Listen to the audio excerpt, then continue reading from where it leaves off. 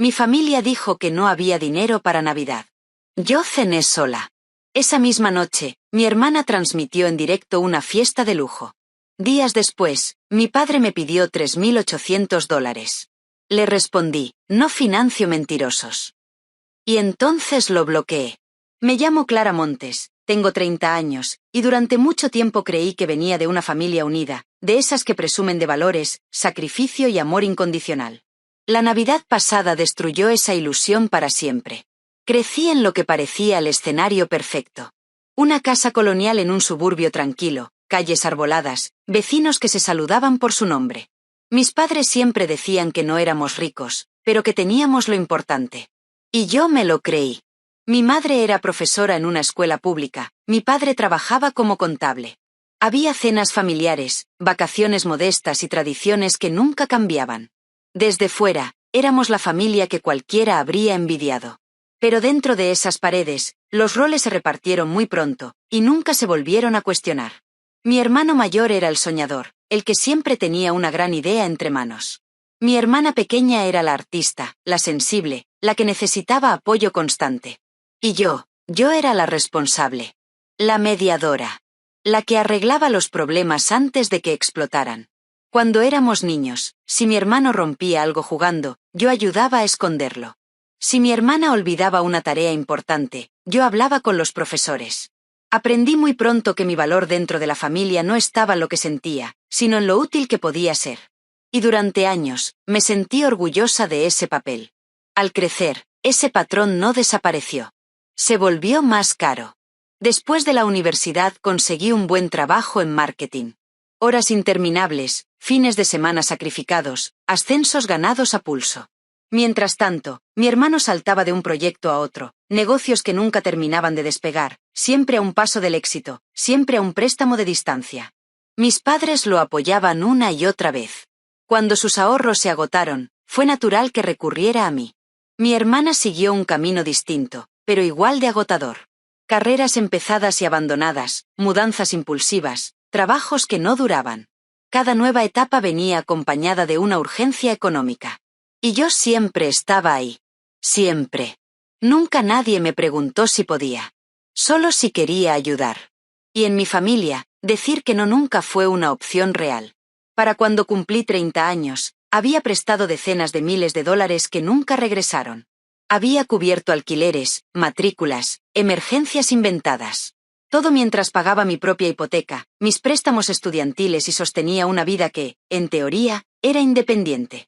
El resentimiento crecía despacio, silencioso, disfrazado de responsabilidad. Hace 3 años conocí a Daniel. Estable, atento, con una familia donde cada adulto se hacía cargo de su vida. Desde el principio vio algo que yo me negaba a aceptar. La primera vez que cancelé una cita porque mi hermana me necesitaba, me preguntó con cuidado si entendía que estaba sosteniendo una dinámica injusta. Yo lo defendí. Es mi familia, dije. Siempre ha sido así. Quería creer que algún día todo cambiaría. Que mis hermanos madurarían. Que mis padres pondrían límites. Que la familia que yo protegía con tanto esfuerzo acabaría existiendo de verdad. La Navidad pasada, Daniel me propuso matrimonio. Decidí que lo anunciaríamos en la cena familiar. Pensé que ese momento marcaría un antes y un después. Que esta vez me verían. Que celebrarían algo que era mío. Me esforcé como nunca. Compré regalos caros, pensados, aunque mi presupuesto estaba ajustado. Para mis padres, una cafetera nueva. Para mi hermano, unos auriculares profesionales. Para mi hermana, una cámara de alta gama. Quería que esa Navidad fuera especial. Quería sentir que pertenecía. Pero algo empezó a no encajar. Conversaciones evasivas. Cambios de planes. Excusas torpes. Una visita inesperada a casa de mis padres donde vi maletas escondidas y folletos de viaje mal disimulados. Me dije que estaba imaginando cosas. Que el estrés me estaba afectando. Porque aceptar la verdad habría sido demasiado doloroso. La Nochebuena llegó. La casa estaba decorada como siempre. Sonrisas, abrazos, villancicos. Todo parecía normal. Pero la normalidad era una puesta en escena. Durante la cena, las miradas esquivas, las respuestas cortas, el silencio cuando preguntaba por los días siguientes. Algo se estaba ocultando, y yo era la única que no tenía el guión. Esa noche, sin buscarlo, vi un mensaje en el teléfono de mi hermana. Un vuelo confirmado. Una fecha. Un destino. Un grupo familiar del que yo no formaba parte. Mi corazón se hundió. Aún así, me obligué a sonreír. Pensé que quizás había una explicación. Quizás era una sorpresa. Quizás no era lo que parecía. No sabía todavía que al día siguiente, en la mañana de Navidad, descubriría la verdad completa.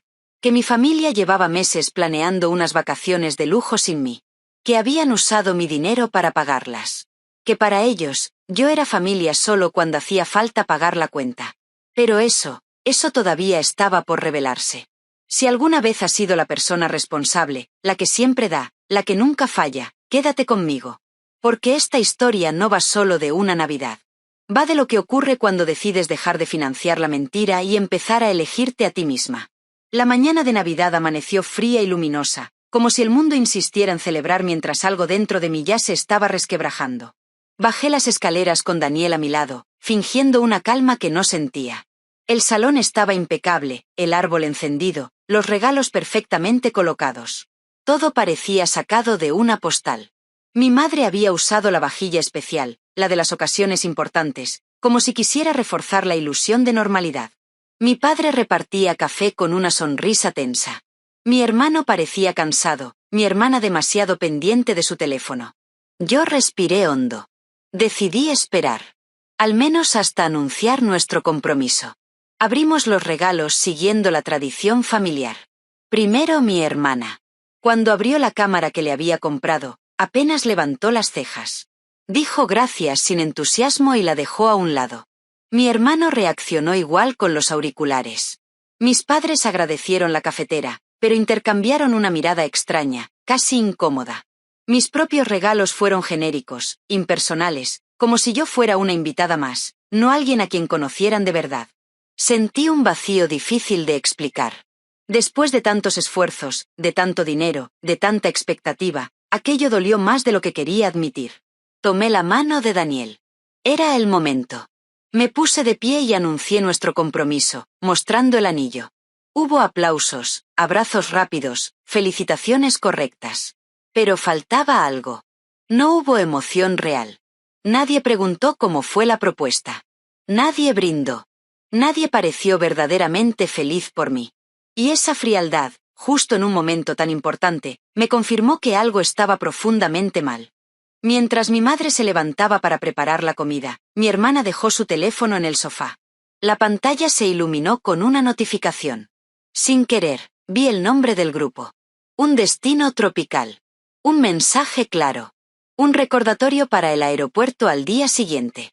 Sentí que el suelo desaparecía bajo mis pies. Cogí el teléfono. No debería haberlo hecho, pero ya era demasiado tarde. Abrí el chat. Y ahí estaba todo. Meses de planificación.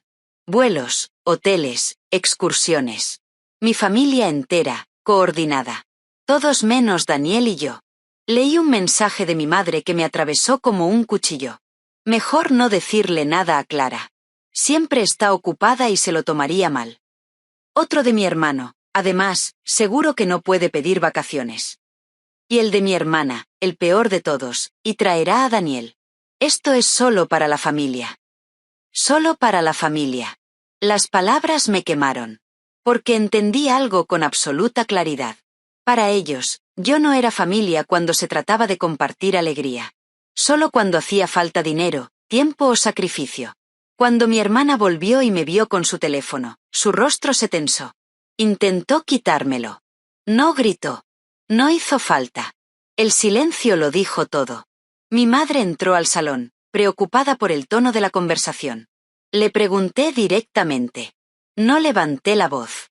No lloré. Solo pregunté por qué. ¿Por qué todos se iban de vacaciones sin mí? Porque me habían mentido durante meses. ¿Por qué nadie pensó que yo merecía saberlo? Las respuestas fueron confusas, defensivas, contradictorias. Que yo trabajaba demasiado. Que no querían hacerme sentir mal. Que era complicado. Que no era para tanto. Ninguna explicación abordó la verdad. Ninguna reconoció el daño. Entonces hice la pregunta que nadie quería oír. ¿Quién había pagado el viaje? Nadie respondió. No hacía falta. Yo ya sabía la respuesta. Recordé cada transferencia, cada préstamo, cada emergencia. Todo encajó. El dinero que mi hermano me pidió para su supuesto negocio. El alquiler de mi hermana. Las reparaciones urgentes de mis padres. Todo había financiado unas vacaciones a las que no estaba invitada. Me temblaban las manos, pero mi voz salió firme. No estaba enfadada. Estaba devastada. Mi padre intentó minimizarlo. Mi madre lloró. Mi hermano se mostró molesto, como si yo fuera la que estaba arruinando el momento. Mi hermana evitaba mirarme. Y en ese instante entendí algo que me rompió por dentro. No estaban arrepentidos. Estaban incómodos porque los había descubierto. Daniel puso su mano sobre mi hombro y dijo con suavidad que nos íbamos. Nadie nos detuvo de verdad. Hubo frases apresuradas, excusas tardías, promesas vacías. Salí de esa casa sin mirar atrás. En el coche, lloré como no lo había hecho en años. No solo por la traición, sino por la confirmación de algo que siempre había temido. Que mi lugar en esa familia dependía de lo que daba, no de quién era. Los días siguientes fueron una mezcla de silencio y ruido. Yo, encerrada en casa, intentando entender. Ellos, publicando fotos desde playas paradisíacas, sonriendo, brindando, como si nada hubiera pasado.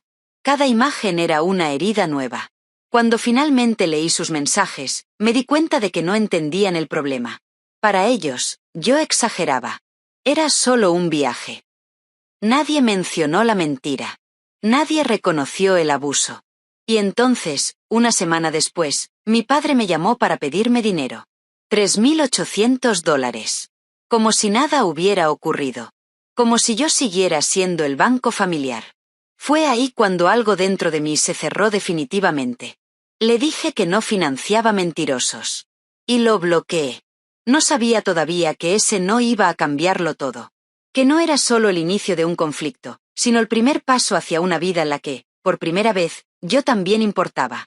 Si alguna vez te has sentido invisible dentro de tu propia familia, quédate.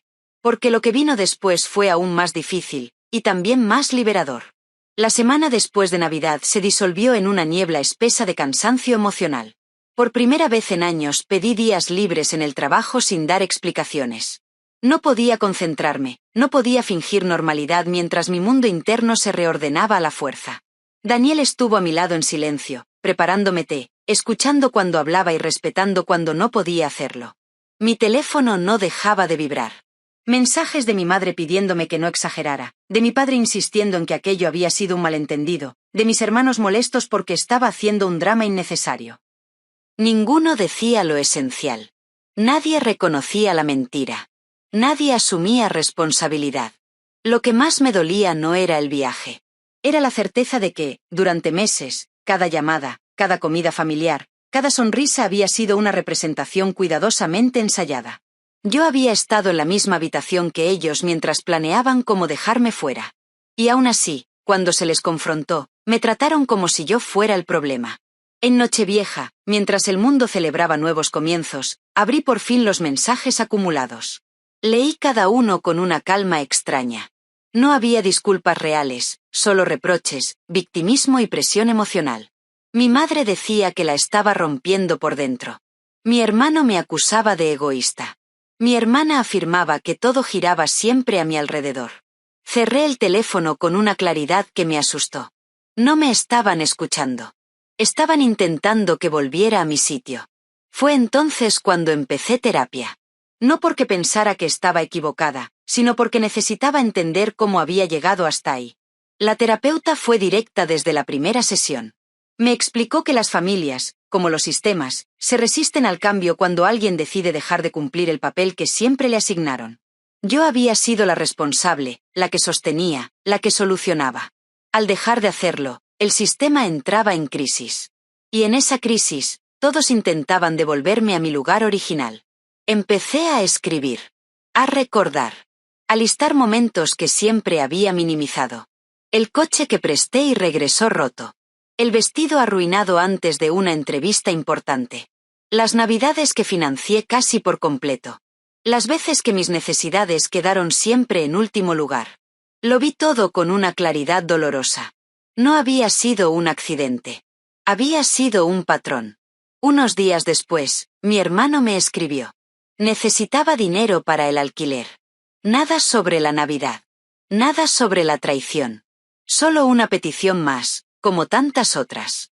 Por primera vez en mi vida, respondí con una sola palabra. No. La reacción fue inmediata. Llamadas, mensajes, reproches. Me acusó de dejarlo en la calle. De ser una mala hermana. Apagué el teléfono y salí a cenar con Daniel.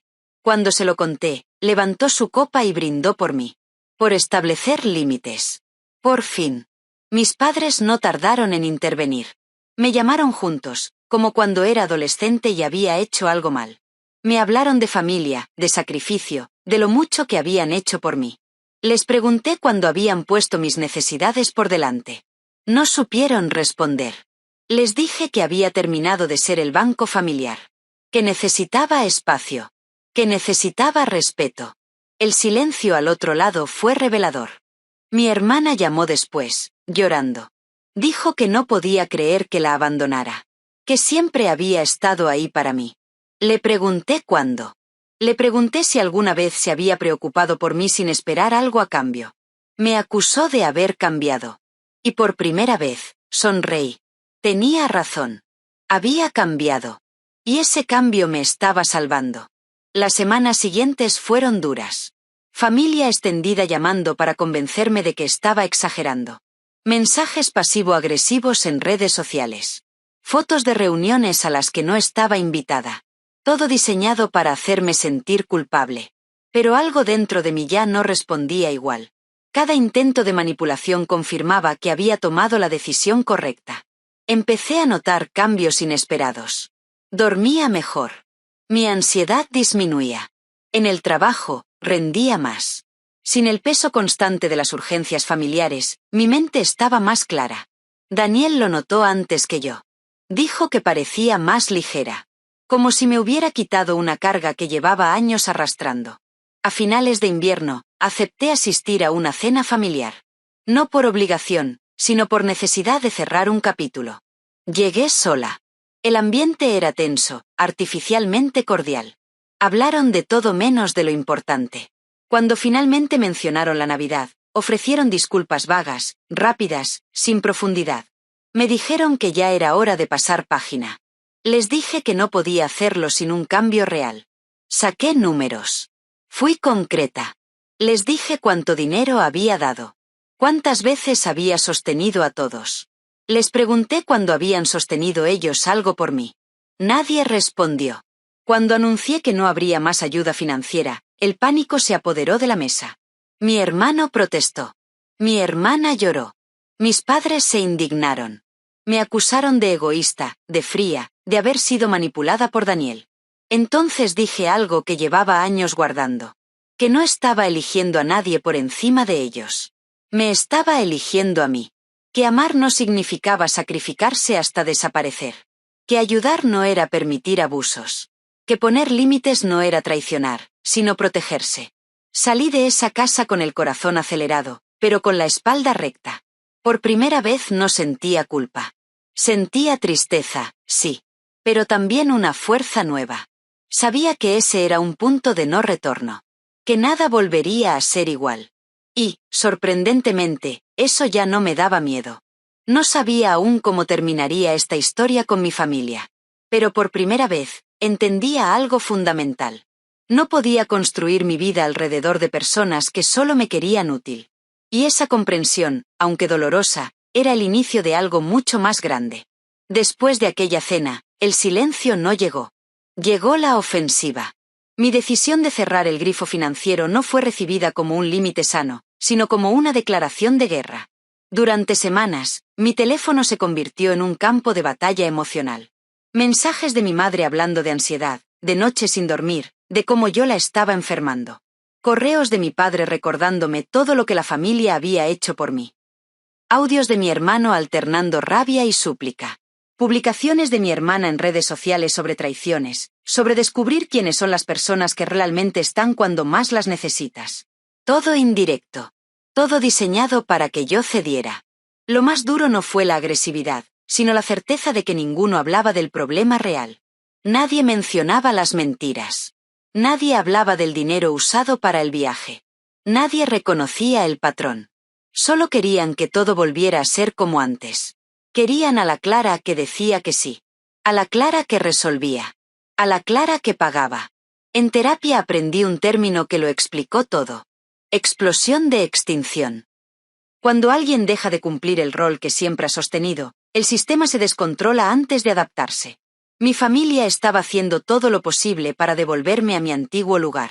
Y cuanto más firme me mantenía, más evidente se volvía hasta qué punto mi valor había estado ligado a lo que ofrecía, no a quién era. Tomé decisiones prácticas. Cerré cuentas compartidas. Cancelé pagos automáticos que llevaba años manteniendo sin cuestionar. Eliminé mi nombre de compromisos financieros que ya habían sido saldados. Cada paso fue incómodo, pero también liberador. Era como desenredar una red invisible que había condicionado mi vida adulta sin que me diera cuenta. Un día, mi hermano apareció sin avisar en la puerta de mi casa. Golpeaba con fuerza, gritaba. Decía que yo lo estaba arruinando. Que sin mi ayuda no sabía qué hacer. Daniel se acercó, pero le pedí que me dejara manejarlo. Desde detrás de la puerta le dije que no iba a abrir si no se calmaba. Que si quería hablar, tendría que ser en un lugar público y con respeto. Me gritó que era una desagradecida, que me creía mejor que ellos. Cuando amenacé con llamar a seguridad, se fue dejando una nota bajo la puerta. Te arrepentirás. La recogí con una serenidad que me sorprendió. Por primera vez, no me sentí culpable. Me sentí firme. Mis padres intentaron una estrategia distinta. Involucraron a personas externas. Familiares lejanos. Incluso alguien de la comunidad que apeló al perdón, a la obligación moral. Escuché con educación. Respondí con claridad. Perdonar no significaba volver a permitir lo mismo. Amar no significaba sacrificarse hasta desaparecer. Nadie supo rebatir eso sin recurrir a la culpa. Con el paso de los meses, algo inesperado empezó a ocurrir. La intensidad de los ataques disminuyó. No porque me entendieran, sino porque empezaron a adaptarse. Mi hermana consiguió un trabajo que, por primera vez, mantuvo más de unas semanas. Mi hermano se mudó a un piso más pequeño y buscó estabilidad. Mis padres empezaron a hablar de ajustar gastos, de replantearse la jubilación. La muleta que yo había sido ya no estaba, y todos tuvieron que aprender a caminar por su cuenta. Yo, mientras tanto, cambié. Sin el drenaje constante de energía, empecé a construir. Ahorré de verdad. Invertí en mí. En mi relación. En amistades donde el apoyo era mutuo, no unilateral. Noté cómo desaparecía esa tensión constante en el pecho, esa sensación de que nunca hacía lo suficiente. Dormía mejor. Reía más. Me sentía presente en mi propia vida. Profesionalmente, también florecí. Sin el ruido emocional de fondo, mi enfoque mejoró. Me ascendieron. Dirigía equipos con límites claros, algo que antes no sabía hacer. Entendí que mi dificultad para decir no no era solo familiar. Había llevado ese patrón a todas las áreas de mi vida. Aprender a poner límites en casa me enseñó a ponerlos en todas partes. Aún así, no todo fue alivio. Hubo duelo. Duelo por la familia que creí tener. Duelo por la versión de mí que se esforzó durante años esperando algo que nunca llegó. Entendí que no estaba perdiendo algo nuevo, sino aceptando una verdad antigua. Que el amor que había buscado a través del sacrificio nunca fue correspondido de la manera que yo necesitaba. Un correo de mi madre, meses después, marcó un pequeño cambio. Reconocía, aunque de forma incompleta, que habían dependido demasiado de mí. Que estaban hablando con un asesor financiero. Que tal vez, solo tal vez, podían intentar una relación distinta en el futuro. No era una disculpa profunda, pero era un comienzo. Respondí con respeto, sin promesas. La puerta no estaba cerrada del todo, pero ya no estaba abierta de par en par. Cuando llegó el otoño, Daniel y yo logramos algo que durante años parecía imposible. Ahorramos lo suficiente para dar la entrada de nuestro propio hogar. Sin rescates. Sin emergencias ajenas. El día que firmamos los papeles sentí algo que nunca había sentido antes. Seguridad. No solo financiera, sino emocional. Estaba construyendo una vida que no dependía de complacer a nadie. Esa noche, brindamos en nuestro nuevo espacio. Daniel me preguntó si tenía algún arrepentimiento. Pensé en mi familia, en el conflicto, en el dolor. Y respondí con honestidad. Solo uno. No haberlo hecho antes. Porque aunque el camino fue duro, cada límite que puse me devolvió una parte de mí que había entregado sin darme cuenta. Y aunque todavía quedaba una última etapa, una reflexión final, sabía que ya no volvería a ser la mujer que se sacrificaba hasta desaparecer. Un año después de aquella Navidad que lo cambió todo, estaba en la cocina de mi nuevo hogar colocando galletas en una bandeja. Afuera hacía frío, las luces navideñas parpadeaban en los balcones vecinos, y por primera vez en mucho tiempo, no sentía ese nudo en el estómago que siempre me acompañaba en estas fechas. Daniel estaba en el salón preparando la mesa mientras sonaba música suave. No había tensión. No había expectativas imposibles. Solo calma. Nuestra Navidad ahora era distinta. Más pequeña. Más sencilla. Más real. Invitamos a amigos cercanos, a personas que habían estado ahí sin condiciones, sin cuentas pendientes, sin silencios incómodos. También vino una prima con la que había recuperado el contacto. Gente que no esperaba nada de mí más allá de mi presencia. Y eso, por extraño que parezca, era un regalo inmenso. Mientras cocinaba, pensé en todo lo que había cambiado desde el año anterior. No solo mi relación con mi familia, sino conmigo misma. Ya no vivía pendiente del teléfono, esperando la próxima emergencia. Ya no calculaba mis decisiones en función de cómo afectarían a los demás. Había aprendido algo que me costó 30 años entender. Que cuidarme no era egoísmo. Era supervivencia emocional. Con el tiempo, las reacciones de mi familia se transformaron. No en disculpas perfectas ni en reconciliaciones de película, sino en algo más realista. Mi madre dejó de enviarme mensajes cargados de culpa y empezó a escribir con un tono más neutral, casi prudente. Mi padre se volvió distante, pero ya no agresivo. Mis hermanos, obligados a enfrentarse a la realidad sin mi apoyo constante, comenzaron a responsabilizarse de sus propias decisiones. No porque yo los hubiera salvado otra vez, sino precisamente porque no lo hice. Me enteré de que mi hermano había aceptado un trabajo estable. No era el negocio de sus sueños, pero pagaba las facturas. Mi hermana, sorprendentemente, mantuvo su empleo y retomó estudios con un plan claro. Mis padres se mudaron a una casa más pequeña y ajustaron su estilo de vida. Nadie me dio las gracias por eso. Y ya no las necesitaba. En terapia aprendí que muchas veces creemos que somos indispensables, cuando en realidad solo estamos retrasando el crecimiento de los demás. Mi ausencia como sostén económico fue dolorosa, sí, pero también necesaria. Quité una muleta que había mantenido a todos, incluida yo misma, en una dependencia constante. Una tarde, semanas antes de Navidad, recibí un mensaje de mi madre. No pedía dinero. No pedía nada. Solo decía que estaba aprendiendo a soltar, aunque no le resultara fácil. Que quizá había confundido amor con control. No era una disculpa completa, pero era la primera vez que reconocía algo esencial. Respondí con cuidado. Sin reproches. Sin promesas. La relación, si algún día se reconstruía, tendría que ser distinta o no sería. Esa noche, Daniel me preguntó si me dolía pasar las fiestas sin mi familia de origen. Pensé la respuesta con sinceridad. Dolía la idea de lo que podría haber sido. Pero no dolía la realidad que había construido. Porque ahora sabía que la familia no es solo un vínculo de sangre. Es un espacio donde puedes respirar sin miedo a decepcionar, donde no tienes que ganarte el derecho a existir. Durante la cena, alguien propuso un brindis. Por los nuevos comienzos. Por las decisiones difíciles. Por el valor de elegirte cuando nadie más lo hace. Sentí un nudo en la garganta. No de tristeza. De reconocimiento. Por todo lo que había superado. Por la mujer en la que me estaba convirtiendo.